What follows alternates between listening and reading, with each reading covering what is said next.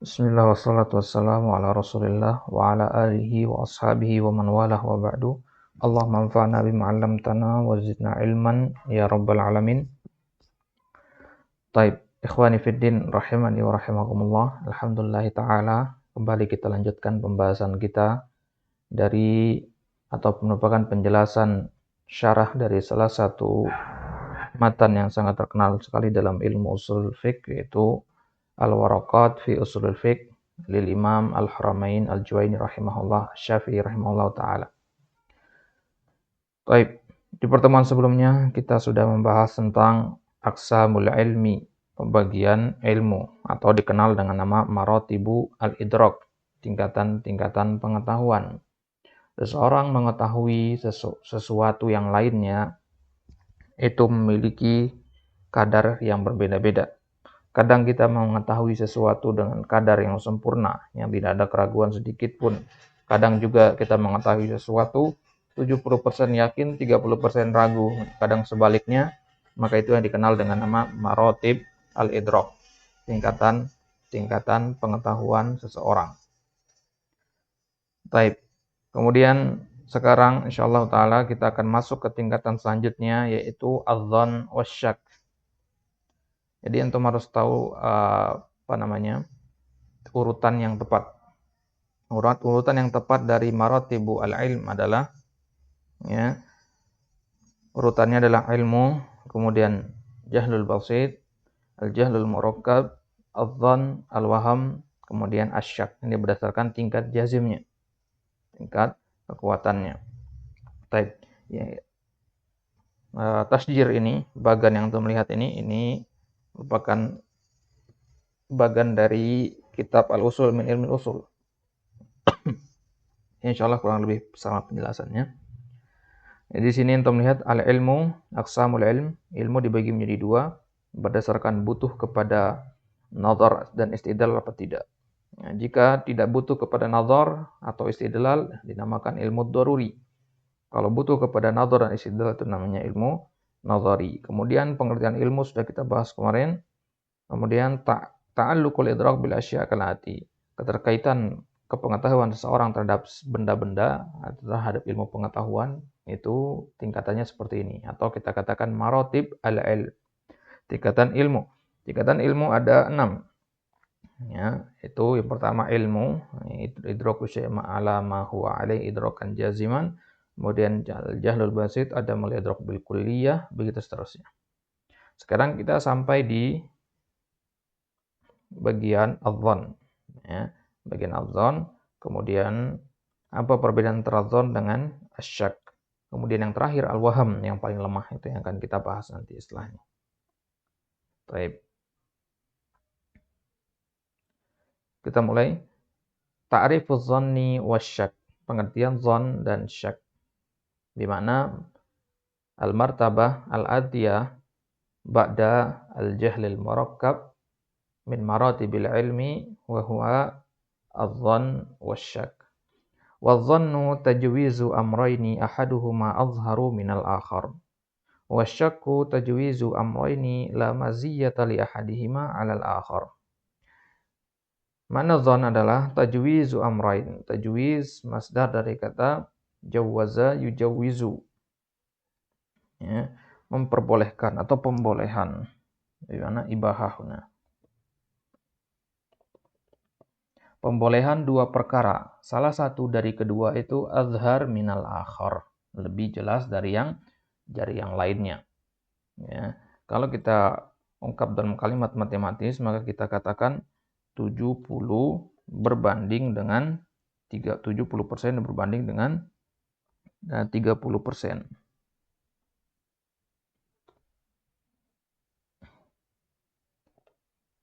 Baik. Jadi adzan itu bahasa gampangnya adalah ketika kita meyakini sesuatu itu 70% yakin, 30% ragu. Dan dia lebih dekat kepada yang benar daripada yang salah. Maka dalam kondisi seperti ini dinamakan dzan, 70 atau 70% per 30% ataupun 80% per 20%, 90% per 10% dan seterusnya. Itu dinamakan dzan. Intinya Dhon itu kalau dilihat dari tingkat kekuatannya dia setingkat di bawah al-ilm. Tapi kenapa kita sebutkan al-jahal dulu baru baru adh-dhon? Itu karena lawannya ya, ma yuqabiluhu. Nanti insyaallah akan kita lihat. Nah, jadi kita katakan yang lebih lemah di bawah al-ilm adalah adh-dhon. Karena pengertian adh-dhon adalah ketika kita membolehkan dua perkara. Maksudnya ada kemungkinan benar dua hal ini. Hipotesa A dan hipotesa B. Dan salah satu dari kedua hipotesa tersebut lebih jelas daripada yang lain.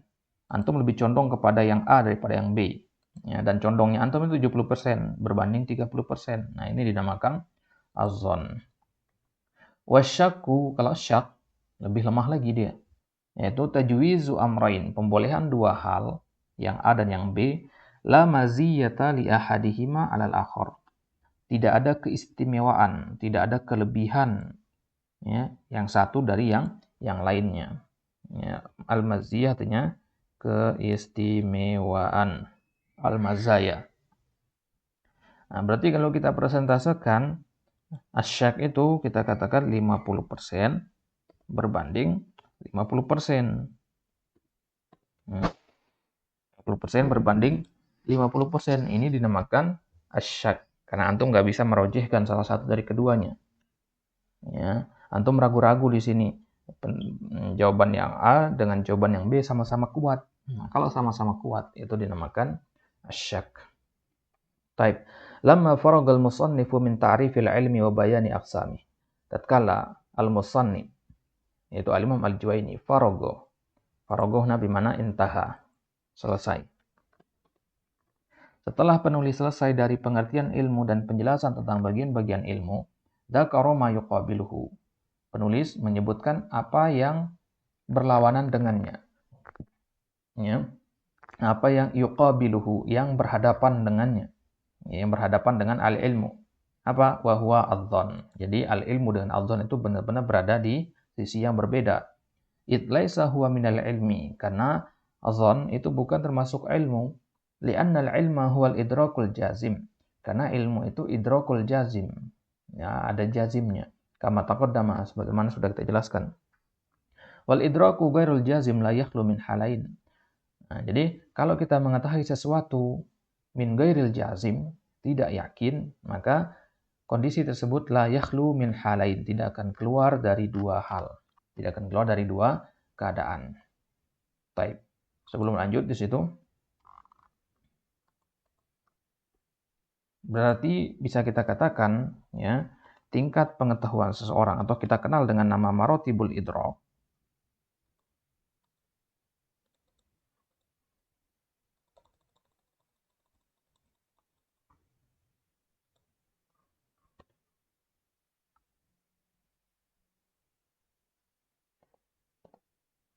Apaan? Bentar.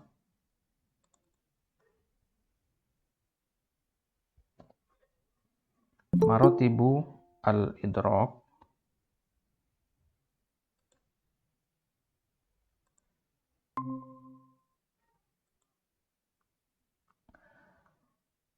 tingkatan-tingkatan idrak seseorang itu kita katakan bagi menjadi dua menurut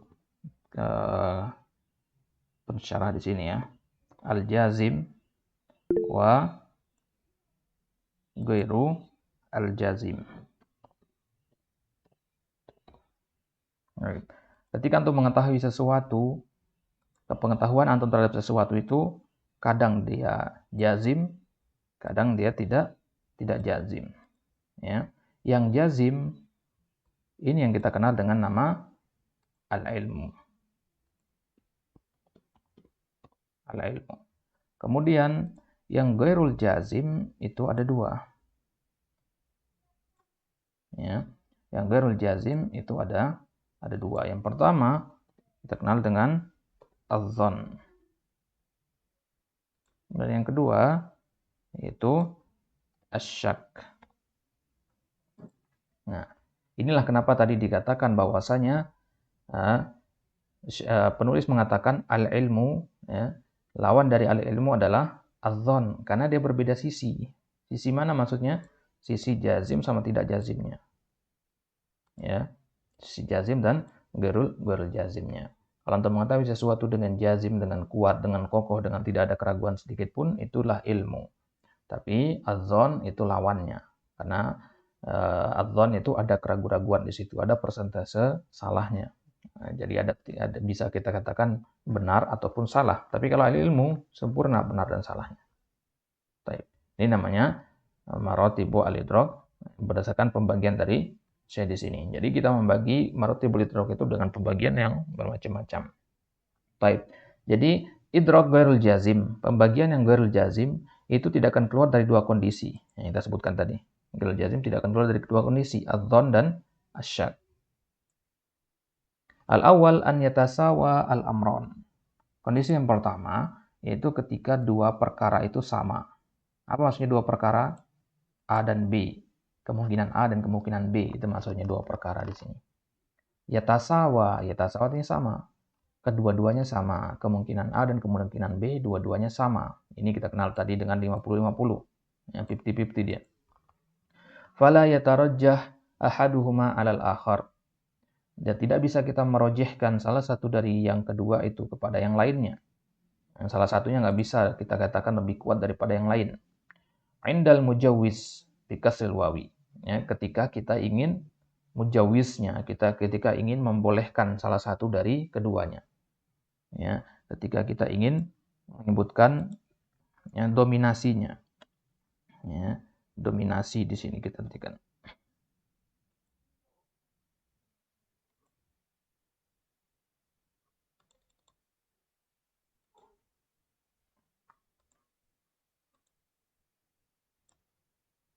Baik. Jadi kita katakan al-mujawiz itu adalah ketika kita ingin mendominasi sesuatu. Kita ingin mendominasi mana yang lebih kuat dari dua pendapat yang kita punya. Ketika kita punya keraguan-raguan pendapat A atau pendapat B, tentu kita akan condong untuk merojehkan salah satunya. Dan di sini kita tidak bisa merojehkan. Tidak bisa kita merojehkan salah satu dari keduanya. Wa in kana ahaduhuma arjah inda ghairihi aw fil waqi. Meskipun salah satu dari dua hal tersebut, pendapat A misalkan, itu lebih rojih daripada pendapat B. Ya, aw fil waqi, memang kenyataannya seperti itu. Tapi kan kita nggak tahu, gitu maksudnya. Wa hadza huwa syak. Dan ini yang dinamakan dengan syak. Kan yaqul, contohnya, dia mengatakan, la adri tuftu salasata asywatin aw arba'ah. Saya tidak tahu, saya sudah tawaf 3 putaran atau 4 putaran. Ya, dia tidak tahu tawafnya. Tuftu artinya tawaf. Tawafa yatufu fil madi. Saya tidak tahu saya tawaf 3 putaran atau 4 putaran. Nah, dalam kondisi seperti ini 3 atau 4 ini sama dia. Tidak bisa kita merojihkan salah satunya. Meskipun sebenarnya dia tuh tawaf 4 kali misalkan. Meskipun sebenarnya dia tawaf 4 kali. Tapi bagi dia pribadi itu enggak dia tahu. Hal seperti itu dia tidak tahu.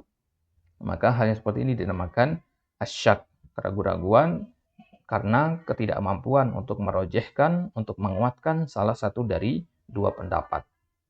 Itu ya, ana ulang. Asyak adalah keraguan-raguan yang timbul karena ketidakmampuan untuk merojehkan atau menguatkan salah satu dari dua pendapat yang ada.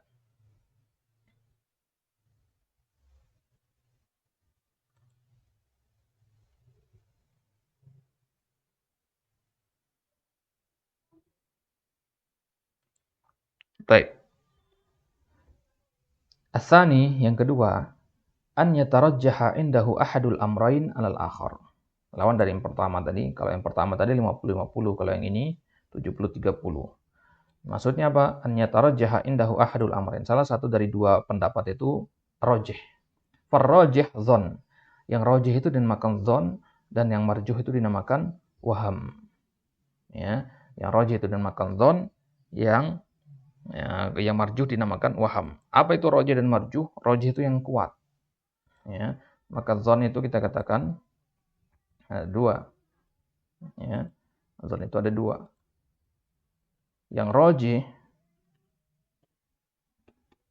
rajih itu kita namakan dengan Zon. Kemudian yang marjuh berarti lawan dari yang rojih, ya, yang lemah. Ya, dia dinamakan dengan waham.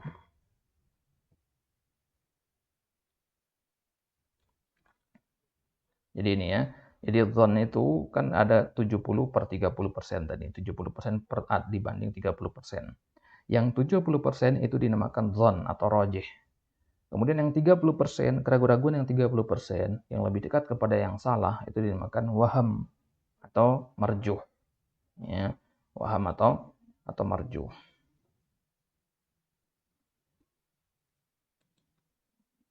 Baik. Farrajih zon wal marjuh waham. Kan yaqul tuftu arba'ata asywat. Dia mengatakan, contohnya ya, saya tawaf 4 putaran. Wa yahtamil annaha salasah. Dan ada kemungkinan dia tawaf 3 putaran. Nah, ragu di antara 4 sama 3. Wa zannu darajatun. Ya, dan zon itu ada tingkatan-tingkatannya. A'laha ghalabatu zon kama sayati insyaallah. Yang paling tinggi dari zon itu namanya ghalabatu az-zon. Ya, ghalabatu az-zon artinya zon yang kuat. Ya, ghalabah artinya mengalahkan, berarti dia kuat. Ya, ghalabatu zon artinya sifat mendominasinya dari zon. Jadi zon lebih kuat. Jadi zon itu ada tingkatan-tingkatan. Yang paling tinggi namanya ghalabatu az-zon. Wasyakku diddul yakin. Dan syak, sekarang kita masuk ke syak, lawan dari al-yakin. Ja'a fi lisanil Arab, di kamus lisanil Arab, ya, kalangan Ibnu Manzur, disebutkan al-yakin huwal ilmu. Yang dimaksud dengan al-yakin adalah al-ilmu. Ini adalah pengertian secara bahasa, karena lisanul Arab itu adalah kamus bahasa. Pada catatan kaki di situ farraqa Abu Hilal al-Askari bainal ilmi wal yakin. Abu Hilal al-Askari di dalam kitab Al-Furuq fil Lughah membedakan antara al-ilmu dan al-yakin. Beliau mengatakan al-ilmu huwa i'tiqadu syai' ala ma huwa bihi ala sabil istiqah wal yakin huwa sukunun nafsi wa thaljis sadri bima alima. Ya, pengertian Abu Hilal al-Askari, ilmu itu keyakinan kepada sesuatu sesuai dengan keadaan sesuatu tersebut ala sabil istiqah, dan kita yakin atas keyakinan itu. Tapi kalau yakin, al-yakin pengertiannya adalah sukunun nafsi, tenangnya jiwa di atas satu pendapat yang telah dia ketahui. Berarti al-yakin lebih tinggi daripada al-ilmu menurut Abu Hilal al-Askari. Padahal secara bahasa al-yakin dengan al-ilmu tidak ada bedanya. Wa izahatus syak. Ya. Wa tahqiqul amri wal yaqinu diddu syakki wa huwa fil asli bi ma'na al-istiqrar yuqalu yaqadal ma'u fil haud idza istaqarra wa dama. Yakin secara bahasa artinya yaqana, tenang. Idza istaqarra wa dama, jika dia menetap dan tenang. Jadi sesuai dengan pendapat Abu Hilal Askari di sini. Abu Hilal Askari mengambil pendapat ini dari makna bahasanya. Baik. Wasyakku fil asli al-ittisal wal luzuku wa minhu hadithu al-Juhainah ini, al-Juhniyah atau Juhainah. Coba lihat di kitab antum bacanya Juhainah apa Juhniyah. Kalau tidak salah Juhainah. Coba dicek di kitab antum.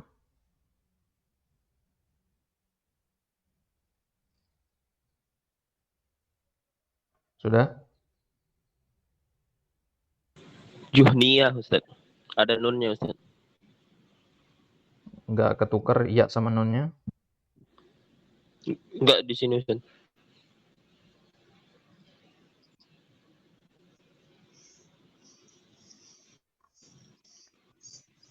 Hadis Juhniyah itu yang mana?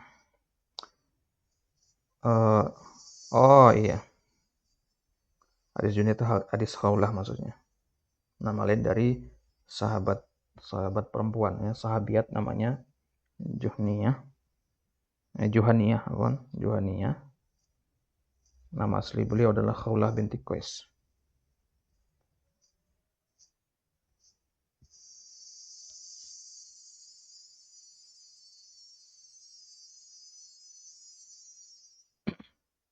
Taib.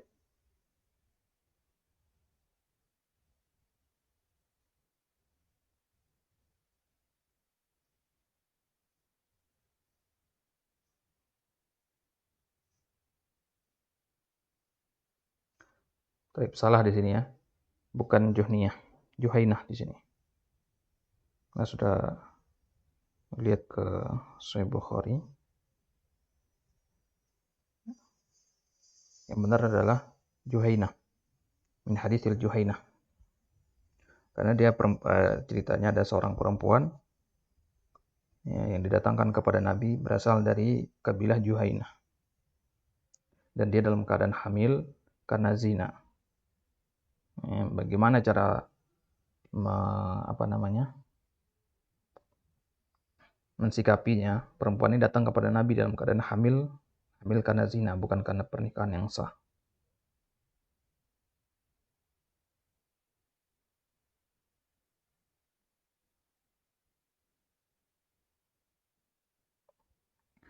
Taib. Jadi Nabi SAW datang kepada Nabi SAW seorang perempuan dari Bani Juhainah dalam kondisi hamil karena zina. Kemudian Nabi mengatakan bahwa dia kembali, ya, bahwa dia pulang kembali sampai dia melahirkan bayinya.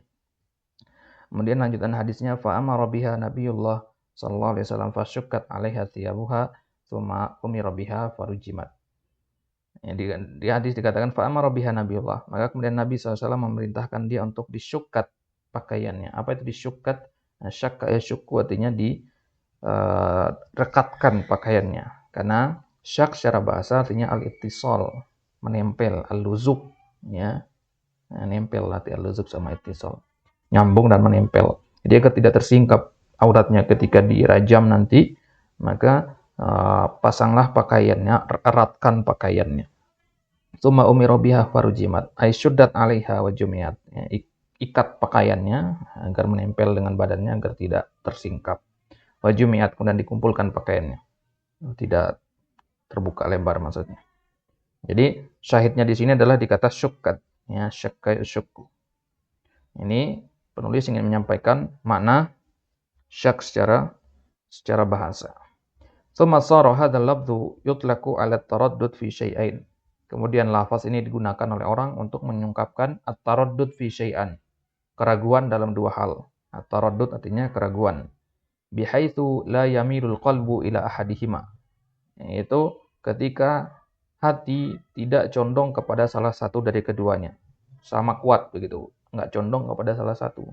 Enggak memilih salah satunya. Ya. Wa qaulul musannif wa dhannu tajwiz fihi musamahah. Fa inna dhann laisa huwa tajwiz. Ada sesuatu yang perlu dikoreksi di sini di kalimat, ya, perkataan Al-Imam Al-Juwaini, ya, yang mengatakan ad-dhann adalah tajwiz, ya. Jadi pensyarah mengatakan fihi musamahah. Musamahah itu kayaknya ada toleransi dari penulis di sini. Ya, ada toleransi, ada apa istilahnya? Pembolehan dari musannif di sini. Musamahah itu kita artikan dengan toleransi atau sikap bermudah-mudahan begitu. Fa inna dhanna laisa huwa tajwiz. Karena dhann itu sebenarnya bukan tajwiz. Kita artikan tajwiz tadi pembolehan. Dhann itu bukan pembolehan, ya. Wa inna ma huwa at-tarafur rajih al-muqabil lit-tarafil marjuh. Karena sungguhnya yang dimaksud dengan dhann adalah ujung yang rajih, al-muqabil yang berlawanan dengan ujung yang marjuh, ya. Jadi kalau kita anggap suatu perkara itu seperti garis lurus begini, ya. Ujung sebelah sini ini rajih, ujung sebelah sini ini marjuh, ya. Dan dhann itu adalah ujung yang rajih. Ujung yang sebelahnya itu dinamakan waham. Jadi bukan tajwiz, bukan pembolehan dhann itu. Ya, bukan pembolehan. Karena apa? Karena ada juga kemungkinan yang syak itu yang benar gitu. Ya, ada kemungkinan yang syak itu yang benar. Ketika antum mengatakan ini hukumnya halal, ya, tapi antum mendasari itu di atas dhann, ada kemungkinan itu hukumnya haram. Karena antum tidak mengetahui hukum secara pastinya. Wa amma ghalabatuz dhann fa huwa quwwatuz dhann. Adapun ghalabatuz dhann yang kita sebutkan di paragraf sebelumnya itu adalah kuwat az-dhann. Ya, dhann yang kuat. Fa inna dhann yatazayad, karena dhann itu bertambah-tambah, bisa berubah-ubah dia. Wa yakunu ba'duz dhann aqwa min ba'din. Dhann itu sebagiannya kadang lebih kuat dari sebagian yang lain. sebagaimana dikatakan oleh Abu Hilal Al-Askari dalam Al-Furuq Al-Lughawiyah ya. Benar? Nah, Al-Furuq fil Lughah. Ghalabatuz dzan ibaratun an tuma'ninatidz dzan. Yang dimaksud dengan ghalabatuz dzan menurut Abu Hilal Al-Askari adalah tuma'ninatudz dzan. Ya, nih, tuma'ninah az-dzan. Kita memang masih menyangka-nyangka. Dzan itu kan artinya prasangka. Tapi prasangka yang dibangun di atas tuma'ninah, ketenangan. Wahia rajhanu ahadil janibain, yaitu merojihkan salah satu dari dua sisi alal janibil akhar, dengan daripada sisi yang lain, rajhanan mutlaqan, dengan perojihan yang mutlak, yutrahu ma'ahul janibul akhar. Maka kalau sudah kita merojihkan yang satu sisi, maka satu yang lain harus dibuang. Ada mana yutrahuna. Itu harus dibuang, harus dilempar. Ini kapan harus dilempar? Ketika ghalabatu adz-dzan. Ya, jadi ghalabatu adz-dzan itu dzan yang kuat. Dzan yang kuat. Kalau dzan yang biasa, ya, dzan secara biasa itu mungkin 70% berbanding 30%. Tapi kalau ghalabatu adz-dzan itu 90% banding 10%, begitu. Itu maksudnya ya. Jadi ketika kita mendapati ghalabatuz dzan, maka sisi yang 10% ini harus dibuang. Ya, pendapat yang B ini harus dibuang. Kita ambil pendapat yang 90%. Ini kalau mendapati ghalabatuz dzan. Kapan kita mendapati ghalabatuz dzan? Ya kita mengira-ngira. Nah, ghalabatuz dzan ini ketika kita yakinnya lebih kuat. Ya, kenapa nggak kita masuk ke dalam ahli ilmu saja? Kalau ahli ilmu nggak ada yang namanya 10% ini, harus 100% kalau ahli ilmu. Ya. Ahli ilmu itu harus 100% atau ahli yakin harus 100%. Ya, beda kalau di kalangan para ahli fikih. Kalau di kalangan ahli fikih, az-dzan itu maksudnya adalah ahli yakin atau ahli ilmu. Sebagaimana kita katakan bahwasanya fikih itu dibangun di atas dzan. Ya, dan menurut ahli fikih, fuqaha, dzan menurut mereka adalah al-ilmu atau al-yakin, dan di situ bisa diperincikan lagi menjadi ghalabatu adz-dzan. Wa dzannu wa ghalabatu adz-dzan kullun minhuma yaqumu maqamal yakin indal fuqaha. Dzan atau ghalabatu adz-dzan. Berarti kita punya dua di sini. Dzan secara umum ya, dan ghalabatu adz-dzan, dan dzan yang kuat. Ya. Jadi kedua-dua ini yaqumu maqamal yakin indal fuqaha. Dia itu sama maknanya dengan al-yakin. Ya, sebagaimana kita katakan tadi, al-dzan sama ghalabatuz dzan itu maknanya sama dengan al-yakin. Yaqumu maqama artinya berdiri di posisinya yakin, maksudnya menggantikan yakin. Menurut para fuqaha. Wa yajuzu bina'ul ahkam asy-syar'iyyah alaih, dan boleh kita membangun hukum-hukum syariat di atas dzan atau ghalabatuz dzan. Ya, misalkan waktu subuh itu jam berapa? Ya, kita kan nggak tahu pasti karena nggak ada dalil pasti yang mengatakan sepresisi apa waktu subuh itu. Dan itu kan menjadi polemik masih sampai zaman sekarang. Masih menjadi khilaf di kalangan para fuqaha tentang waktu subuh itu tepatnya jam berapa. Ya. Akan tetapi kalau sudah kita berijtihad, kita pelajari dalil-dalil yang ada, hadis-hadis Nabi yang ada, kemudian kita simpulkan waktu subuh itu jam sekian lebih sekian, ya, ketika langit begini dan begini, dan kita lebih kuat, lebih yakin kepada pendapat tersebut, maka itu kita katakan ghalabatuz dzan, dan boleh kita beramal berdasarkan ghalabatuz dzan tersebut. Itu maksudnya ya. Jadi boleh kita beramal, boleh kita sholat subuh di waktu yang telah kita hasil kita ijtihad tadi. Kalau sudah berijtihad, dapat kesimpulan, maka beramallah berdasarkan kesimpulan tersebut. Ini tentunya hanya bisa dilakukan oleh orang-orang yang sampai kepada derajat al-mujtahid. Ya, orang-orang sampai kepada derajat ijtihad saja yang mampu untuk melakukan ini. Bagaimana atau apa syarat-syarat ijtihad? Itu insyaallah nanti akan kita bahas di akhir bab ini. Di akhir dari kitab ini. Idza faqadal yaqinu, jika yakin itu hilang, alladzi qallama yahsulu indal ijtihad, yang mana yakin ini sedikit sekali terjadi, ya, sedikit sekali dia hilang ketika ijtihad. Ya, qallama dari kata qalil, ya. Ya, sedikit sekali, ya. Yahsulu indal ijtihad, terjadi ketika ijtihad. Jadi hilangnya yakin ketika ijtihad itu ya, jarang terjadi. Walihada yajibul amalu bi khabaril wahid idza kana thiqatan. Oleh karena itu wajib kita beramal dengan khabarul wahid idza kana thiqatan. Boleh beramal dengan khabar wahid hadis yang ahad, ya, kalau memang yang meriwayatkan adalah thiqah. Misal hadis innamal a'malu binniyat, itu hadis ahad. Tapi boleh kita amalkan karena perawinya adalah semua orang-orang yang thiqah. Wajibul amalu bi syahadati syahidain wa khabaril muqawwimin idza kana adlain. Dan wajib kita beramal dengan persaksian dua orang saksi, ya, misalkan berakhirnya bulan Ramadan atau besok hari raya apa tidak, itu kan butuh kepada dua saksi kita, muslim yang adil, yang berakal, kita butuh kepada persaksian mereka. Maka kalau ketika ada dua orang muslim bersaksi bahwasanya hilal telah tampak, maka kita beramal berdasarkan hasil persaksian mereka tersebut.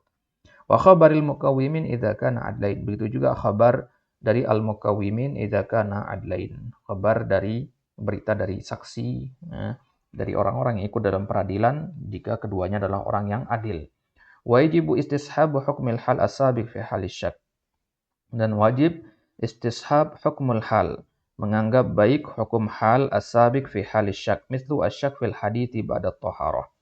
Misalkan asyak fil hadith ba'da taharah li'anna adh-dhahir baqa'uhu wa 'adam hususil mashkuki fihi, qala Ibnu Farhun al-Maliki wa yanzilu manzilat at-tahqiq adh-dhannul ghalib li'anna al-insan law wajada wathiqatan fi tirkati mawrithihi aw wajada dhalika bi khattihi aw bi khatti man yathiqu bihi aw akhbarahu adila bi haqqin lahu fal manqulu jawazud da'wa bimithli hadha wal halafu bi mujarradihi hadha la natrukuhu wa hadha al asbab la tufidu illa dhann dun at-tahqiq lakin ghalibul ahkam wasyahadat innama tanbani ala dhann wa tanazzalu manzilat at-tahqiq wa fil fiqh masailu adidatun hakima fiha bis-sihhati bina'an ala ma fi dhannil mukallaf wa amma ma warada min nahyi 'anil amali bidhann fa huwa dhannul marjuh. Baik, antum ambil paragraf terakhir saja. Adapun ada larangan dari beramal dengan dzan. Ya, karena di ayat dikatakan iyattabi'una illa dzan. Ya. Iyattabi'una illa dzan wa ma tahwal anfus dan seterusnya.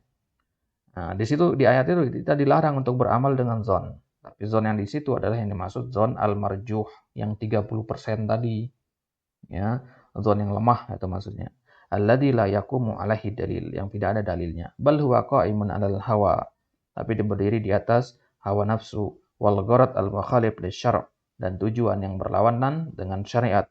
Qala ta'ala in yattabi'una illa dhann wa inna dhanna la yughni minal haqqi syai'a. Mereka itu hanya mengikuti az-dhann saja, wa inna dhann, dan sungguhnya dhann itu la yughni minal haqqi syai'a, tidak akan mencukupkan dari kebenaran sedikit pun.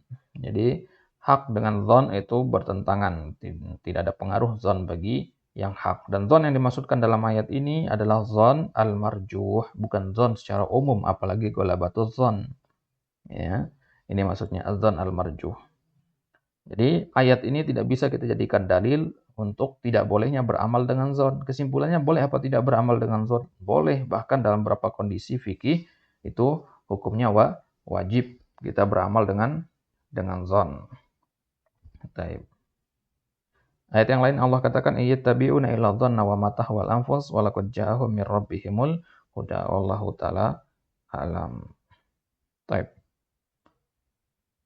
Ada yang mau tanyakan silakan, fadhal. Ustaz, ma ma'na al-ghordu Ustaz? Al-ghorodu bimana al-ghoyah, tujuan. Al-ghorod artinya al-ghoyah, tujuan. Ustaz, berarti termasuk hadis Nabi yang bilang iyyakum wad-dhann fa inna ad-dhanna ahdabul hadits. Nah, dzan di situ juga masuk. Dzan yang marjuh maksudnya di situ.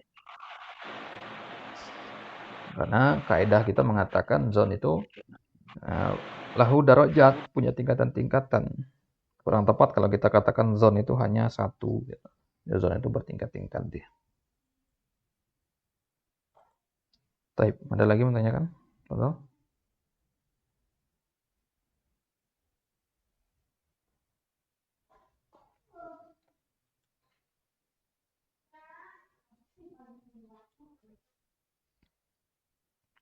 Baik, kalau tidak ada yang menanyakan, kita lanjut ke ta'rif ilmu ushulul fiqh wa abwabuhu.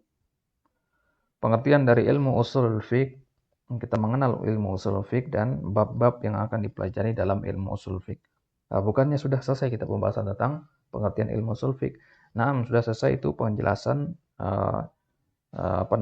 penjelasan secara bahasa dan istilah.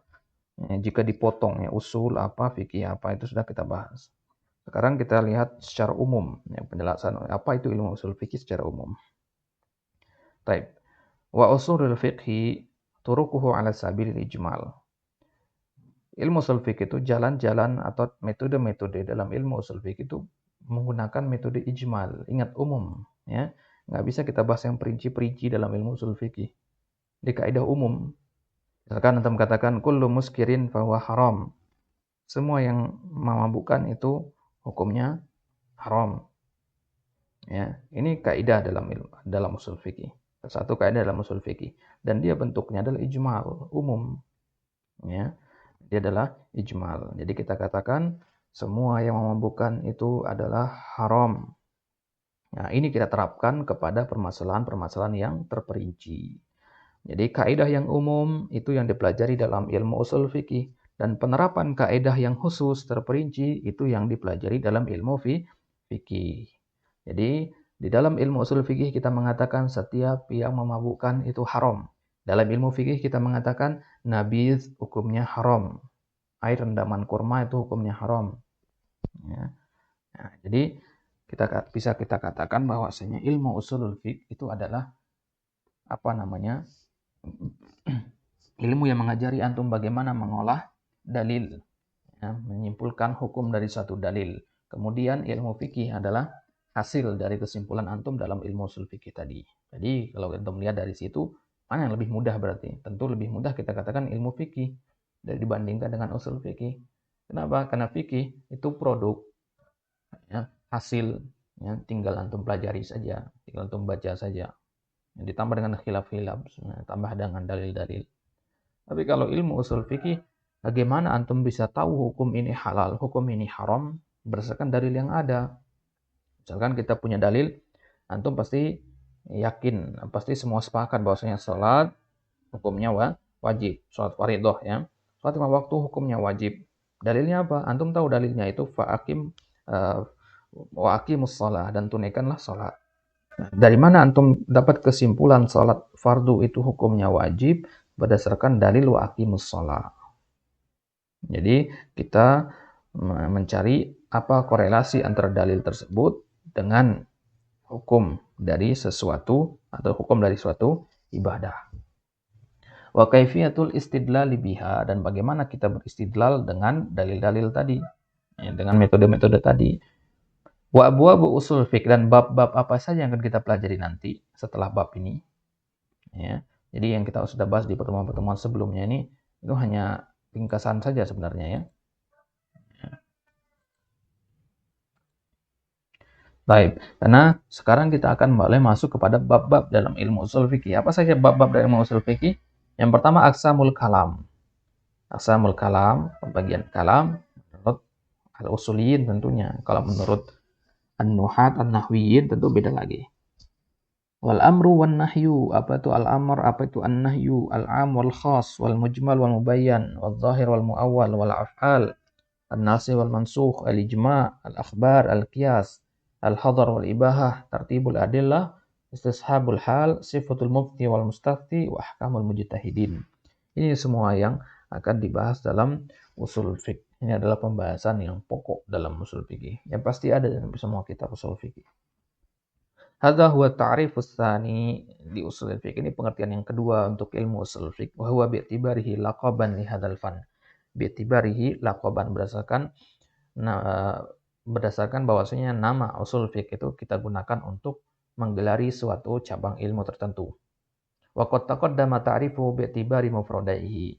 Sudah lewat pembahasan di awal-awal kemarin pengertian ilmu usul fikih bi'tibar mufradaihi, berdasarkan dua kata penyusunnya, usul dan fikih. Usul apa, fikih apa. Sekarang berdasarkan kedua kata ini dijadikan gelar atau alam, ya. Kita katakan alam kemarin. Kita jadikan sebagai alam untuk ilmu tertentu. Berarti pembagian pengertian usul fikih itu ada dua cara. Salah satunya adalah dengan menjelaskan satu persatu. Begitu juga bisa juga dengan menjelaskan secara keseluruhan. Usul apa, fikih apa, itu metode pertama. Metode kedua, usul fikih itu apa? Ya, satu kesatuan. Sekarang kita lihat usul fikih itu apa? Secara satu kesatuan. Qala wa usul fikih turuquhu ala sabil ijmal wa kaifiyatul istidlal biha wa qaluhu turuquhu ay turuqul fikih. Ya, metode pemahaman, turuk jalan saja metode, cara, ya. Wal muradu adillatul fiqh al-ijmaliyah, maksudnya adalah dalil-dalil fikih yang umum. Metode atau dalil, ya, dalil dalam ilmu fikih yang sifatnya umum. Wa hiyal qawaidul 'ammatul lati yahtaju ilaiha al-faqih, yaitu kaidah-kaidah umum yang dibutuhkan oleh seorang faqih. Kalau antum mau menjadi seorang fuqaha yang paham ilmu fikih, antum butuh kepada kaidah-kaidah usul fikih. Contohnya apa kaidah usul fikih? Al-amru lil wujub. Ya, perintah itu menunjukkan atas wajibnya sesuatu. Maka tadi antum katakan hukum sholat fardu itu apa? Ya, antum bisa simpulkan dari firman Allah wa aqimus shalah. Karena aqimus shalah menggunakan amr, berarti amr lil wujub, berarti sholat hukumnya wajib. Wan nahyu lit tahrim, itu sebaliknya, larangan itu menunjukkan mana pengharaman. Kalau Allah melarang sesuatu berarti hukumnya haram, ini secara umum, tapi ada pengecualian di situ. Wal ijma'u hujjah, ijma' itu bisa dijadikan hujjah, maka ketika terjadi perbedaan pendapat dalam satu permasalahan, dan pasti ada terjadi perbedaan pendapat dalam masalah-masalah fikih, maka ijma' bisa kita jadikan pegangan dalil. Wa nahwi dzalika minal masail al-kulliyah allati tubhatsu fi usul fiqh. Dan yang lainnya dari permasalahan umum al-kulliyah al-ijmaliyah, ya, yang dibahas dalam ilmu usul fiqh. Amal adillah at-tafsiliyah fala tudkaru fi usul fiqh. Adapun dalil-dalil terperinci, misalkan zakat itu harus diberikan kepada siapa saja, dalilnya ada. Ya, wudu itu kaifiatnya seperti apa, ya, bagaimana cara sholat yang benar itu seperti apa dari dalilnya, itu namanya al-adillah at-tafsiliyah, dalil-dalil terperinci. Fala tuzkaru fi usulil fiqh. Hal seperti itu nggak akan disebutkan dalam usul fiqh illa ala sabilit tamsil wal idah. Kecuali kalau untuk tujuan tamsil, untuk sebagai contoh saja, wal idah atau untuk penjelasan atau untuk istidlal. Mislu qaulihi ta'ala, contohnya firman Allah wa aqimus shalah wa atuz zakah. Ini contoh dalil umum, ya, wa aqimus shalah wa atuz zakah. Ya, tunaikanlah salat dan tunaikanlah dan bayarlah zakat. Lil amri, di sini ada aqimu. Aqimu bentuknya amr, wa atu juga bentuknya amr. Ya. Maka dari sini kita simpulkan bahwasanya salat dan zakat hukumnya wajib berdasarkan kaidah tadi al-amru lil wujub. Wa mithlu salatuhu sallallahu alaihi wasallam fil Ka'bah. Ya. Contoh yang lain misalkan salatnya Nabi SAW di Ka'bah. Yumatsalu bihi lil fi'li fi annahu la ya'ummu aqsamahu. Ya. Salatnya Nabi SAW di Ka'bah, yumatsalu bihi lil fi'l fi annahu la ya'ummu aqsamahu. Ya. Maka salatnya Nabi secara umum itu yang dibahas dalam ilmu ushul fikih, tapi perincian salat Nabi, rukunya bagaimana, sujudnya di mana, itu tidak dibahas. Wa mislu al-ijma' ala anna bintal ibni ta'khudhu sudusa ma'a bintis salbi haitsu la mu'assib lahuma. Contohnya dalil umum misalkan ijma', ya, dalil umum contohnya ijma' ada bahwasanya dalam ilmu faraid bintul ibn, anak perempuan dari anak laki-laki antum, misalkan antum punya anak laki-laki, dia punya anak perempuan, berarti cucu perempuan antum, takhudus sudusa, dia mengambil 1/6. Ma'abin tersolbi, jika ada adik atau kakaknya yang sama-sama perempuan, ya, atau dia punya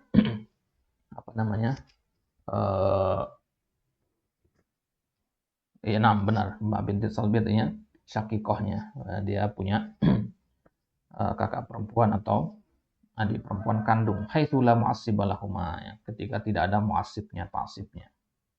Baik. Wa 'abbara al-musannif ka ghairihi bi qawlihi turuqul fiqhi duna qawlihi adillatul fiqh. Turuqul fiqhi duna qawlihi adillatul fiqh. Bina'an 'alal masyhur indahum. Jadi Al-Imam Al-Juwaini mengatakan turuqul fiqh, ya, tidak mengatakan adillatul fiqh, padahal turuq sama adillah artinya sama. Kenapa? Binaan alal masyhur indahum. Karena ini adalah yang masyhur di kalangan mereka. Mereka di sini siapa? Asy-Syafi'iyah. Ya, di kalangan mazhab Syafi'i. Jadi kalau dalam kitab-kitab Syafi'i dikatakan turuq al-fiqh, itu artinya adillatu al-fiqh. Ya, itu ada pendapat yang masyhur dalam mazhab Syafi'i. Jadi tiap mazhab itu punya istilah-istilah yang beda-beda. Jadi kalau turuq menurut mazhab Hanafi beda dengan mazhab Syafi'i. Baik. Wa huwa at-tafriqu bainad dalili wal amarah. Ya, wa huwa at-tafriq bainad dalili wal amarah. Fungsinya apa? Untuk membedakan antara dalil dan amarah. Amarah ini tanda-tanda ya. Wa aktsaru ushulul fiqh laysat adillatan bal hiya amarat.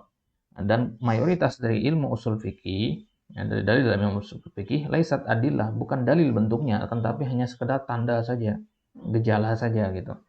Wa qad dzukirat dha'fa hadzal ra'yi fi ma taqaddama. Sudah kita sebutkan perbedaan atau lemahnya pendapat ini. Ya. Apa antara dalil dan amarah sudah kita jelaskan di pertemuan sebelumnya. Untuk merajah lagi, dalil itu, kenapa penyebutan dalil itu beda dengan al-amarah, ya, dan kenapa kita katakan pendapat itu adalah pendapat yang lemah, sudah kita jelaskan di pertemuan sebelumnya. Wa qaluhu wa kaifiyatul istidlal biha, dan cara beristidlal dengannya, dengan dalil-dalil tadi. Jadi kita sudah punya dalilnya, sekarang bagaimana kita menggunakan dalil ini? Bagaimana kita pakai dalil ini untuk menjadi hujjah kita? Hadza ma'tuf 'ala qawlihi turuquhu, ay inna mawdu'a usulul fiqh adillatul fiqh al-ijmaliyah. Bahwasanya tema dalam pembahasan usul fiqh adalah dalil-dalil fikih yang sifatnya umum. Wa kaifiyatul istidlal, setelah tema yang pertama adalah dalil. Ya. Yang kita bahas dalam ilmu usul fiqh dalil yang umum, tapi ya, ini membedakan dengan fikih. Kalau fikih dalil khusus, yaitu perinci. Kemudian setelah kita membahas dalil, kita membahas kaifiyat. Ya. Kita membahas istidlal, dalil dan istidlal. Ya, dalil dan istidlal itu adalah dua tema utama dalam ilmu usul fikih. Kita membahas dalil umum dan bagaimana beristidlal. Wa baqiya amrun tsalits. Ya, kemudian ada yang ketiga, tema yang ketiga yang tidak disebutkan oleh penulis di sini, yaitu ma'rifatu halil mustadil. Mengenal keadaan orang-orang yang berdalil. Mustafti istilahnya ya, atau mufti. Orang yang boleh berfatwa itu sebagai apa saja syarat-syaratnya. Ya. Wa huwal mujtahid, itu seorang mujtahid istilahnya dalam usul fikih. Wa innama tarakahul musannif, enggak disebutkan oleh musannif di sini, li'annahu kaifiyatul istidlal tajurru ila sifatin man yastadillu biha. Kenapa penulis tidak menyebutkan di sini? Karena ketika penulis menyebutkan kaifiyatul istidlal, ya, tajurru itu akan mendorong kita untuk memahami sifat man yastadillu biha. Apa saja sifat orang yang berdalil dengan dalil. Jadi kita punya dalil, kita punya kaifiyah. Ya, dan penulis hanya menyebutkan dua ini, adillah sama kaifiyatul istidlal. Maka dari kata kaifiyatul istidlal bisa kita pahami. Ya, bisa kita pahami sifat-sifat apa saja yang harus ada pada diri seseorang yang berdalil. Ya, karena kaifiyatul istidlal artinya bagaimana cara kita berdalil, mengambil hukum dari dalil. Bagaimana cara kita mengambil hukum dari dalil, maka di situ juga ada pembahasan tentang bagaimana saja sifat-sifat yang harus ada pada diri seseorang yang ingin mengambil hukum dari suatu dalil. Faktafa bidzikri kaifiyatul istidlal an dzikri sifati man yastadillu biha. Maka di sini Al-Imam Al-Juwaini mencukupkan dengan penyebutan kaifiyatul istidlal, tapi mencakup juga di situ sifat man yastadillu biha, sifat orang-orang yang berdalil, yaitu al-mujtahid. Ya. Jadi tema umum itu sebenarnya ada tiga, adillah, kaifiyatul istidlal, dan ma'rifatu halil mustadil. Ada tiga ini. Tapi Al-Imam Al-Juwaini di sini hanya menyebutkan dua saja. Kenapa hanya dua saja? Karena yang kedua, ya, ini juga mencakup yang ketiga. Itu maksudnya. Wa sayadhkuru dzalika fi akhiril waraqat. Nanti di akhir dari kitab Al-Waraqat itu akan disebutkan oleh penulis, haitsu qala wa min syurutil mufti an yakuna aliman bil fiqhi. Yaitu di perkataan beliau, wa min syurutil mufti, di antara syarat orang yang boleh memberi fatwa adalah an yakuna aliman bil fiqhi, dan seterusnya. Wal muradu bi qawlihi wa kaifiyatul istidlal biha ay kaifiyatul istidlal bi turuqil fiqhil ijmaliyah. Yang dimaksud dengan perkataan Imam Juwaini kaifiyah beristidlal, dengan dalil. Bagaimana kita memanfaatkan dalil? Memanfaatkan dalil maksudnya apa? Mengeluarkan hukum dari suatu dalil. Wa dzalika bi ma'rifati dilalatil alfaz. Ya, kita tidak akan bisa memanfaatkan dalil, mengeluarkan hukum dari suatu dalil, ya, illa bi ma'rifati al-alfaz. Kecuali dengan mengetahui dilalat al-alfaz. Dengan mengetahui makna-makna lafaz. Ya. Jadi kalau lafaz fi'il amar itu apa maknanya? Lafaz fi'il mudhari, lafaz fi'il madhi. Lafaz-lafaz itu kan punya makna-makna. Apa saja makna-maknanya itu harus dipahami baru bisa menyimpulkan hukum dari dalil. Misalkan tadi antum punya ayat wa aqimus shalah wa atuz zakah. Antum harus paham makna dari lafaz aqimu sama wa atu. Harus paham itu. Baru bisa mengeluarkan dalil dari lafaz tadi. Wa syurutul istidlal, harus paham juga syarat-syarat berdalil. Famin dilalatil alfaz, di antara makna dari lafaz-lafaz adalah al-umum wal khusus. Ada lafaz yang sifatnya umum, misalkan larangan apa namanya? Mengkonsumsi bangkai. Larangan mengkonsumsi bangkai itu umum apa khusus? Siapa saja yang dilarang di situ, ya. Siapa saja yang dilarang, siapa yang diperbolehkan, ya. Berburu di tanah haram, ya. Itu siapa saja yang diperbolehkan, siapa saja yang tidak diperbolehkan, ya. Itu pembahasan umum dan khusus. Wal itlaq wat takyid, begitu juga al mutlaq dan al muqayyad. Wa syurutul istidlal, ya. Apa syarat-syarat istidlal? Syarat-syarat berdalil kahamlil mutlaq alal muqayyad. Yang mutlak kita bawa kepada yang muqayyad. Jika kita ketemu lafaz yang mutlak, kemudian ada lafaz lain yang muqayyad, maka kita bawa ke makna muqayyad. Misalkan guru antum pada hari ini mengatakan, ya, besok kita akan belajar nahwu. Ya, besok pagi kita akan belajar nahwu. Ya, kemudian besoknya sebelum pelajaran dimulai, guru antum mengatakan, ya, hari ini jam 9 pagi kita akan belajar nahwu. Ya, jadi sebelumnya guru antum mengatakan kita akan belajar nahwu pagi. Itu mutlak. Ya, kemudian besoknya guru antum mengatakan kita belajar nahwu jam 9 pagi. Maka antum harus datang nanti jam 9. Bukan jam 10. Nah, walaupun jam 10 kan masih pagi juga namanya. Jadi kurang tepat nanti kalau ada yang mengatakan besoknya ada santri yang datang jam 10 pagi. Pelajaran mulai jam 9. Kemudian ditanya, "Akhi, kenapa antum datangnya jam 10?" Ya. Karena kemarin Ustadz mengatakan kita akan belajar pagi dan jam 10 masih pagi. Nah, ini pendalilan yang salah. Jadi kita bawa yang mutlak kepada yang muqayyad. Maka yang mutlak itu sudah batal dia. Kita amalkan yang muqayyad. Wa takhsisul am. Kurang lebih juga sama dengan takhsisul am, pengkhususan yang umum. Kalau ada dalil yang khusus itu lebih dikedepankan daripada dalil yang umum. Wa ma'rifatut tarjih inda ta'arud. Dan kita mengenal mana yang lebih rajih ketika ada pertentangan.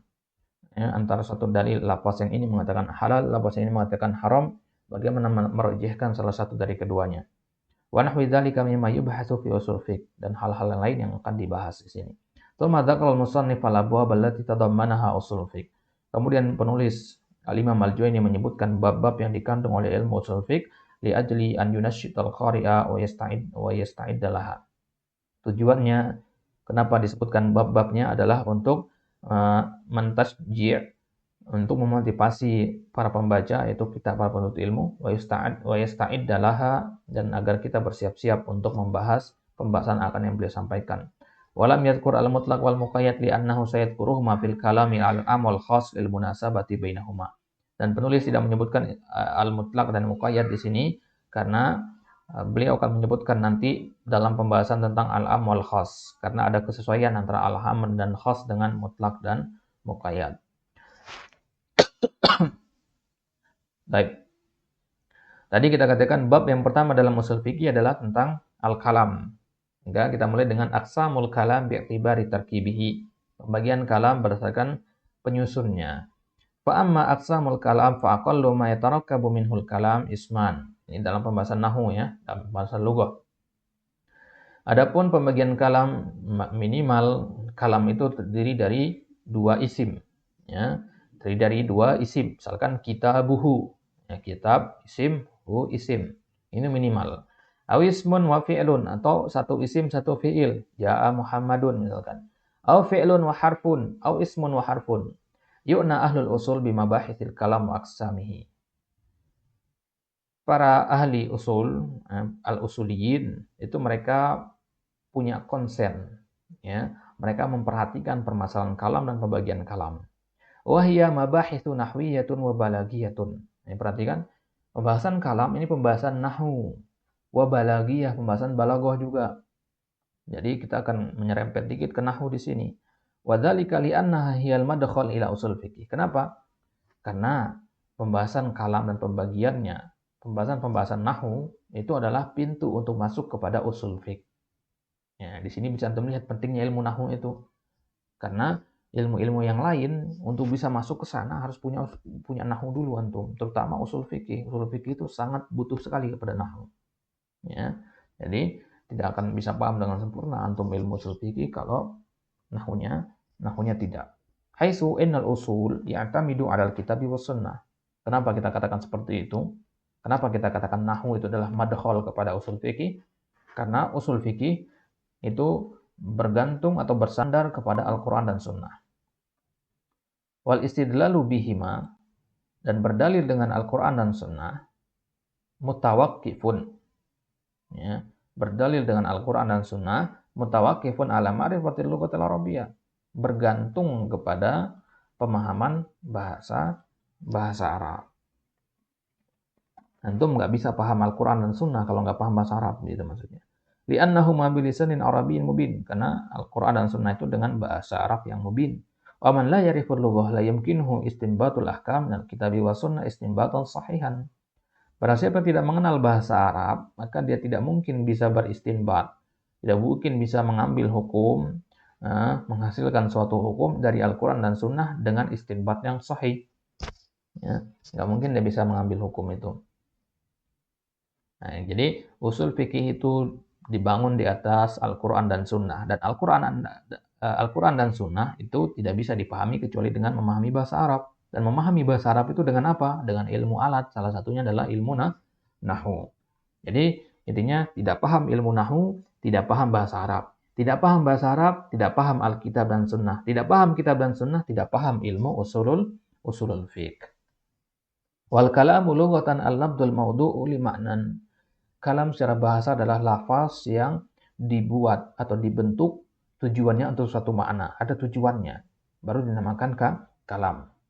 Ya, tidak sebutkan di sini al-lafdzul murakkabul mufidu bil wada'i itu ya, yang pengertian di Jurumiyah itu pengertian secara istilah nahwu, ya, istilah nahwiyin. Tapi secara bahasa, secara umumnya kalam itu adalah lafaz yang memiliki makna, dibentuk tujuannya ada suatu makna yang ingin dia sampaikan.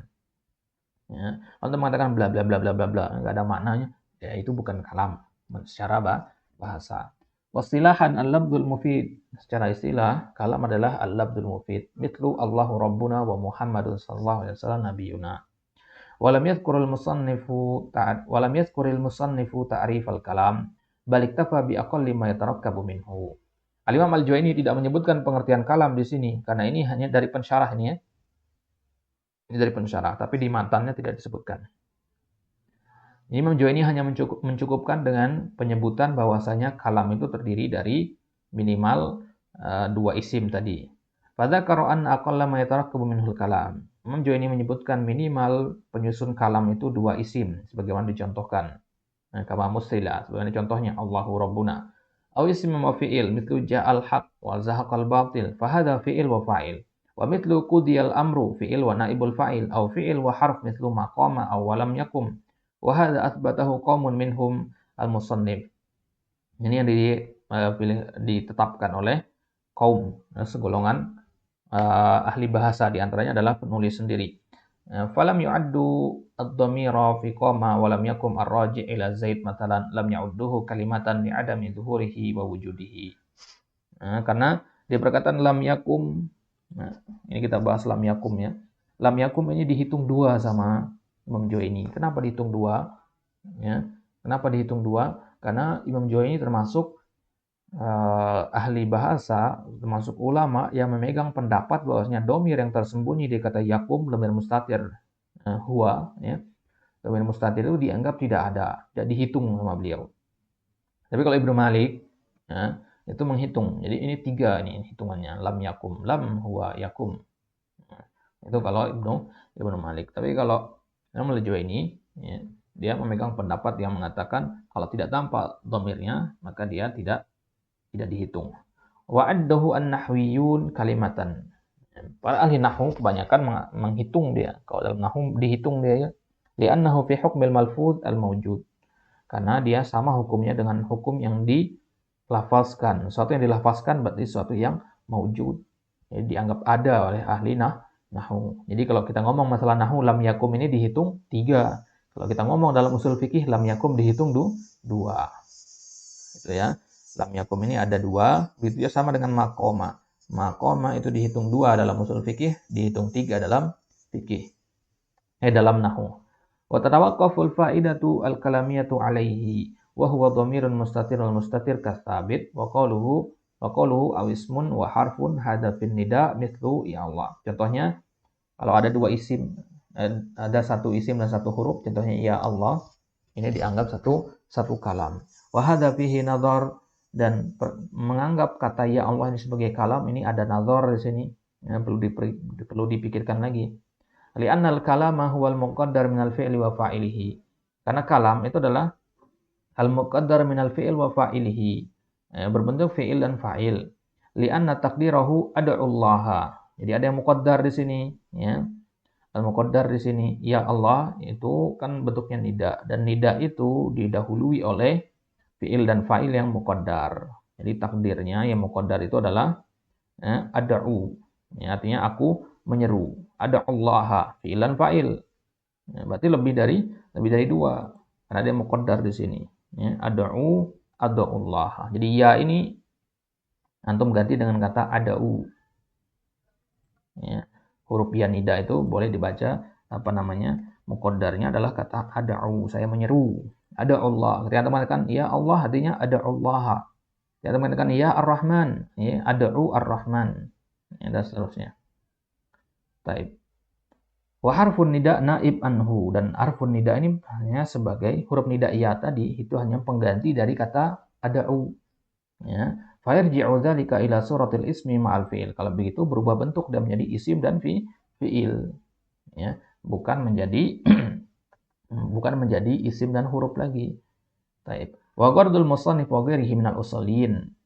Apa tujuan Imam Juwaini dan para ahli usul fikih yang lain menjelaskan tentang bayan aqsamil jumal, penjelasan tentang pembagian kalimat, ya, kalam itu apa, pembagiannya apa fungsinya? Wa ma'rifatul mufrad minal murakkab falidzalika lam ya'khudhu fihi bitahqiq alladhi yasluquhu an-nahwiyyun.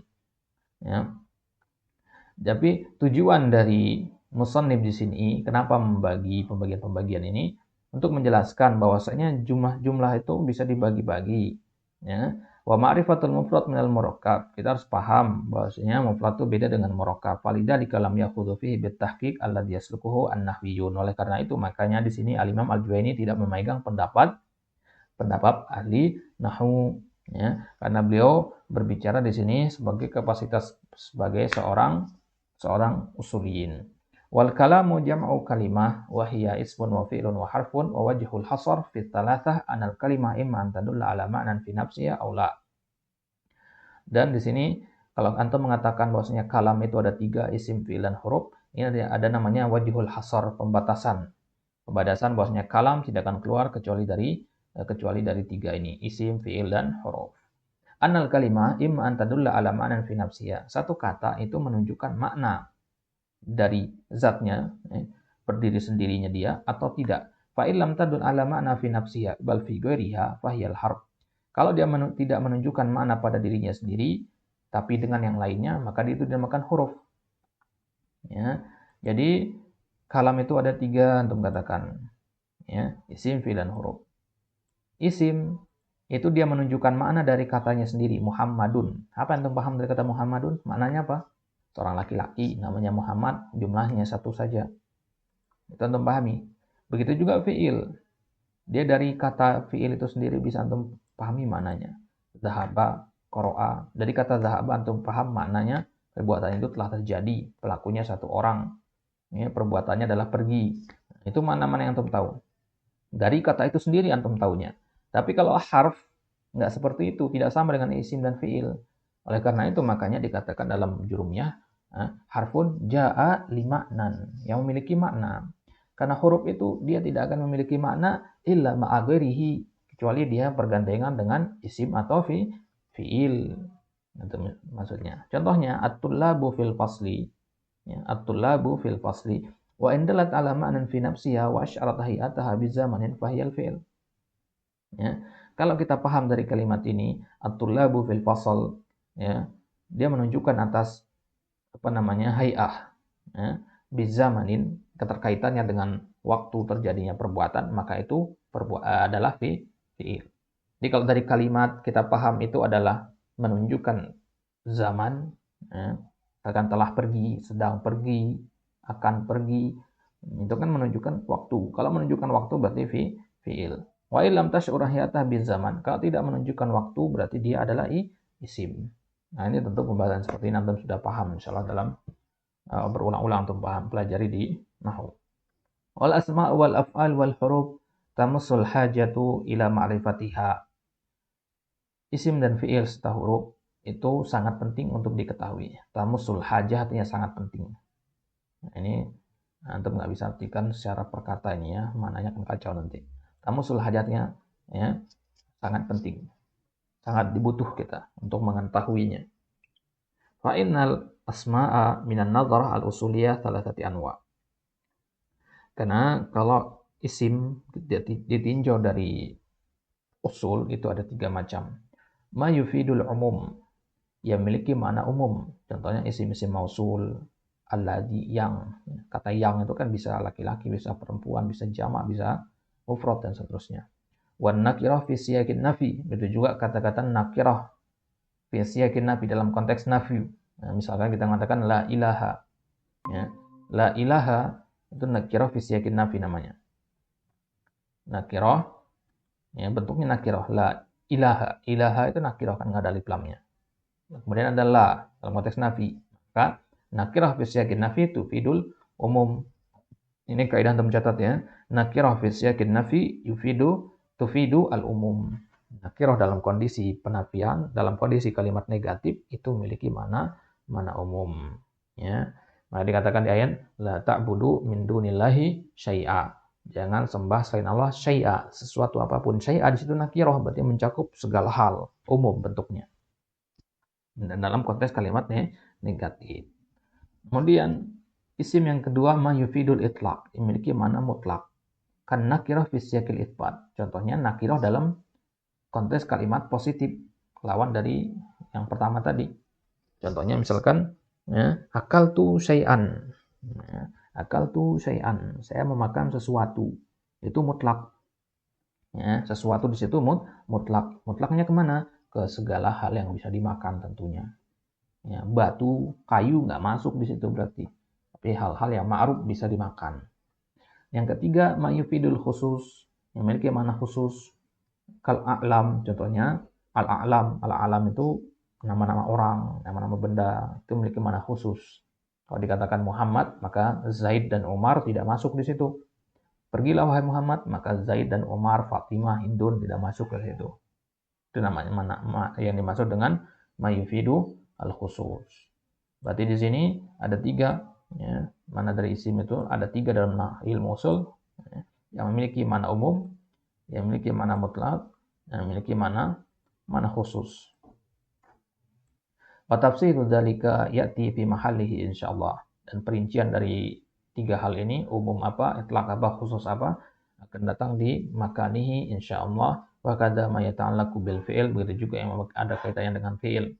Wa amal huruf fal faqihu bihajatin ila ma'rifatiha, akan begitu juga huruf, ya. Huruf penting juga kita ketahui, ya. Seorang faqih itu butuh untuk mengetahui ilmu yang berkaitan dengan makna dari huruf-huruf. Kal wawi wal fa'i, ya. Wa ala al jarah wa ghairiha, ya. Apa makna huruf waw, fa, kemudian ala, huruf jar ala, ya, wa ghairiha. Hadza ma yata'allaqu bi aqsamil kalam min haitsiyah ma yatarakkabu minhu wallahu a'lam. Baik. Fadhol, ada yang mau tanyakan?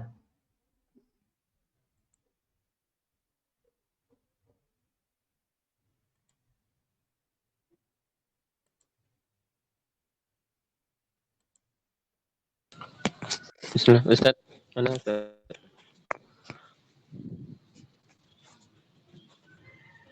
Fadhol, ada yang mau tanyakan? Berarti kalau dalil-dalil yang tentang perincian tata cara segala macam itu enggak kita memahaminya dengan secara zahir aja Ustaz, secara makna tanpa perlu kaidah fikih atau usul fikih Ustaz. Baik. Jadi tergantung posisi antum di situ. Kalau antum sebagai seorang awam, orang awam dituntut hanya taklid saja kepada dalil. Ya, tidak dituntut dia tahu bagaimana cara mengeluarkan hukum tersebut. Nggak perlu paham usul fikihnya maksudnya. Ya, cukup paham fikihnya saja, baca dalil dari kitab fikih selesai. Itu kalau orang awam. Tapi seorang penuntut ilmu itu dituntut juga paham bagaimana dalil itu dikeluarkan. Ya, analoginya antum pergi ke warteg, ya, disuguhi makanan. Ya, kalau antum rakyat biasa, orang biasa, bukan orang yang ahli memasak, maka di situ udah antum makan aja, nggak perlu repot bertanya makanan ini dibuat seperti apa. Tapi kalau antum adalah orang yang ahli masak, tentu antum akan dituntut harus paham di situ makanan ini cara pembuatannya bagaimana, bahan-bahannya apa saja, alat-alatnya bagaimana proses pengolahannya, resepnya seperti apa, dituntut paham seperti itu. Jadi makanya kita katakan di awal kemarin bahwasanya seorang yang paham ilmu usul fikih, ya, itu lebih paham kepada ilmu fikih. Tapi orang yang paham ilmu fikih belum tentu dia paham usul fikih, gitu ya. Jadi sebenarnya sebelum kita mempelajari fikih, kalau mau lebih optimal itu belajari usul fikih dulu, agar kita tahu hukum-hukum yang disebutkan oleh para ulama dalam kitab-kitab itu dapatnya dari mana. Ya, terutama kitab yang antum pelajari di Ma'had, Al-Fiqh Al-Muyassar. Di situ kan ibaratnya produk dari hasil pemikiran para ulama di situ. Ya, fikih muyassar itu pendapat yang paling rojih yang dipilih di situ. Pendapat yang memang sudah siap untuk dihafalkan, tinggal dibaca saja fikih muyassar itu. Baca, pahami, hafalkan, selesai, tinggal diamalkan. Ya. Tapi kalau antum belajar usul fikih, antum dituntut harus tahu pendapat-pendapat dalam fikih muyassar itu kenapa ulama dalam kitab fikih muyassar mengatakan ini hukumnya begini, dari mana mereka dapat. Ya, dalil mereka apa, kemudian bagaimana cara mereka mengeluarkan hukum dari dalil yang ada tadi. Nah, itu dituntutnya. Ya, jadi jawaban dari pertanyaan antum tergantung posisi antum. Kalau antum orang awam, maka cukup ketahui hukum fikihnya tanpa perlu memahami usul fikihnya. Tapi seorang penuntut ilmu harus dituntut paham juga. Karena seorang penuntut ilmu lah yang akan sampai ke derajat ijtihad, derajat mujtahid nanti, ya, yang suatu waktu dia nanti akan memberikan fatwa kepada masyarakat awam. Baik. Wadah ada? Waduh Ustaz. Baik, yang lain ada yang menanyakan? Silakan. Bisa jelaskan lagi Ustaz? An-nakirah fi siyaqin nafi. Nafi. An-nakirah fi siyaqin nafi. Ya. Baik.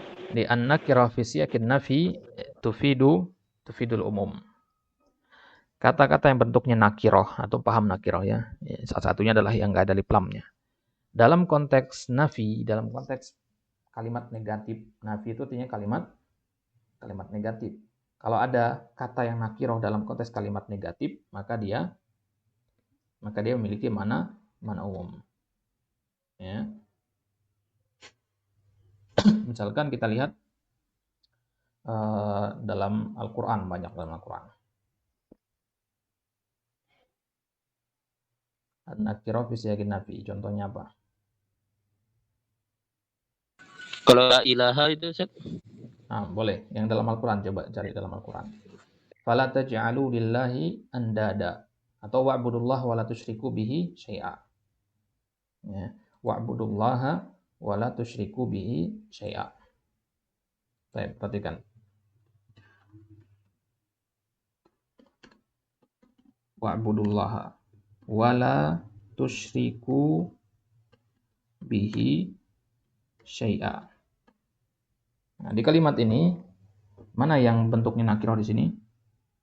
Kata syai'a. Ini yang nakirah karena nggak ada lamnya kan, syai'a. Kemudian kalimat ini positif apa negatif? Negatif karena ada la. Nah, ini namanya nafi. Nafi itu negatif artinya. Wala tusyriku bihi syai'a.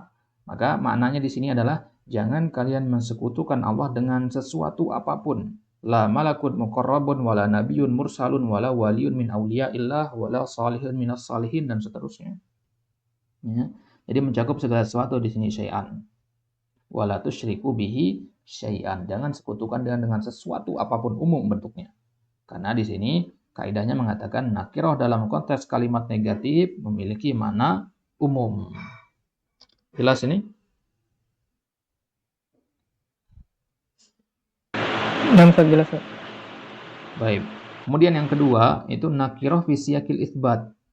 Kalau nakirah fi siyaqil isbat, ya, kalau kita hapus lamnya ini, ya, misalkan katakan bersekutukanlah dia dengan sesuatu. Nah, kalau nakirah dalam konteks isbat, dalam konteks kalimat positif, maka dia maknanya makna mutlak. Contohnya tadi misalkan kita mengatakan idhabu ilal masjid. Ya, idhabu ilal masjid. Ini contoh yang izhabu ila masjidin afwan. Izhabu ila masjidin. Pergilah ke suatu masjid. Ini konteksnya kalimatnya positif. Ya, isbat. Isbat artinya positif, lawan dari an-nafi. Ya, konteksnya kalimat positif dan di sini ada lafaz masjid yang bentuknya nakirah. Maka masjid yang mana dimaksudkan di sini?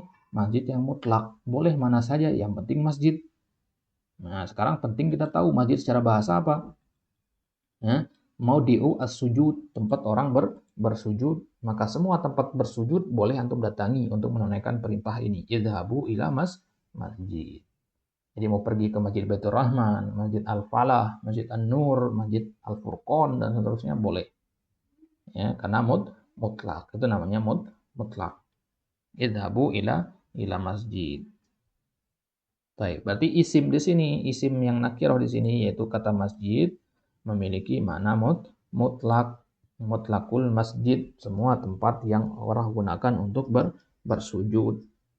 Ya, secara bahasa, berarti semua bagian dari bumi ini boleh antum datangi sebenarnya kalau secara bahasa, tapi secara urf, secara istilah atau secara kebiasaan orang kalau mendengar kata masjid itu kembalinya adalah ke bangunan tempat orang berkumpul untuk beribadah bersama-sama. Baik, itu makna dari nakirah fi siyaqil itsbat tufidu al-itlaq. Itu dapat dua kaidah antum ya. Dicatat kaidah-kaidah itu.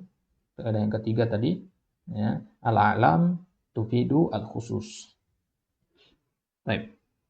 Ini contoh-contoh kaidah. Insyaallah nanti akan kita lihat kaidah-kaidah yang lainnya. Baik, Fadhal ada yang menanyakan lagi? Yang lain, Wade? Mana lagi Ustaz? Fadhal. Yang ini kan tadi yang wa'budullaha wa la tusyriku bihi syai'a. Itu kan la tusyriku itu bukannya nahi Ustaz. Nahi itu termasuk nafi juga.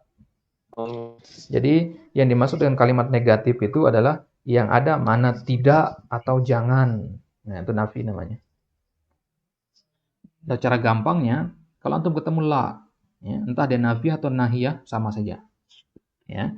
Jadi dalam usul fikih itu dianggap sama nahiyah sama nafiyah. Yang penting ada la-nya. Yang ketika antum mengatakan jangan pergi, tidak pergi, itu sama-sama kalimat negatif pada bahasa Indonesia.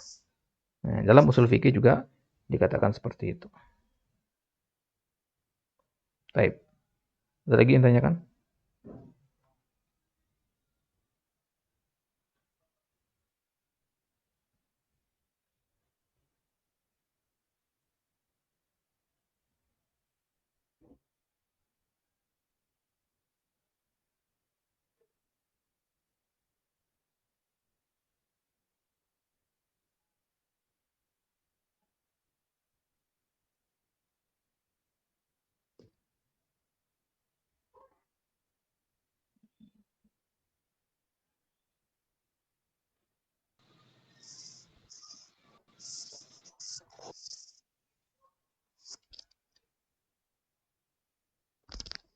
Baik, kalau tidak ada pertanyaan kita cukupkan sampai di sini ya. Insyaallah nanti kita lanjutkan pembahasan aqsamul kalam bi'tibari madlulihi, untuk merojah lagi pembahasan yang barusan. Kemudian jangan lupa buat ringkasan ya. Dari setiap pertemuan setelah antum merojah itu buatkan ringkasan segera. Ya, buat ringkasan itu adalah cara merojah yang paling bagus. Ya. Contoh ringkasan bisa antum buat seperti ini, buatkan bagan-bagan seperti ini. Tulis dengan tulisan yang bagus, antum bisa merojah nanti. Taib. Jadi kita tadi sudah membahas kalam, pengertian kalam secara bahasa dan secara istilah. Kemudian apa itu isim, fi'il, dan huruf. Ini tentu antum sudah paham ya seperti itu. Kemudian dari kalam itu kita bahas isim tadi. Ya, kita sampai di sini tadi. Ya, isim. Ya, bahwasanya isim itu dibagi menjadi 3 berdasarkan faedahnya dalam usul fikih, yufidul umum, itlaq, dan khusus. Kemudian baru nanti kita ambil fiil, madi, mudhari, dan amr. Kemudian pembagian fiil memiliki makna mutlak, fala umumalahu, baru masuk ke huruf, baru masuk ke makna madlulnya. Ya, i'tibar kalam bisidqi wa adamihi, dibagi menjadi khabar dan insya. Insyaallah akan kita lihat di pertemuan selanjutnya. Wallahu taala alam bisawab. Kita cukupkan sampai di sini. Hadza minni wa sallallahu ala nabiyina Muhammad wa ala alihi wa ashabihi wasallam. Tutup dengan doa kafaratul majelis. Subhanakallahumma bihamdik asyhadu an la ilaha illa anta astaghfiruka wa atubu ilaik. Assalamualaikum warahmatullahi wabarakatuh. Waalaikumsalam. Waalaikumsalam warahmatullahi wabarakatuh.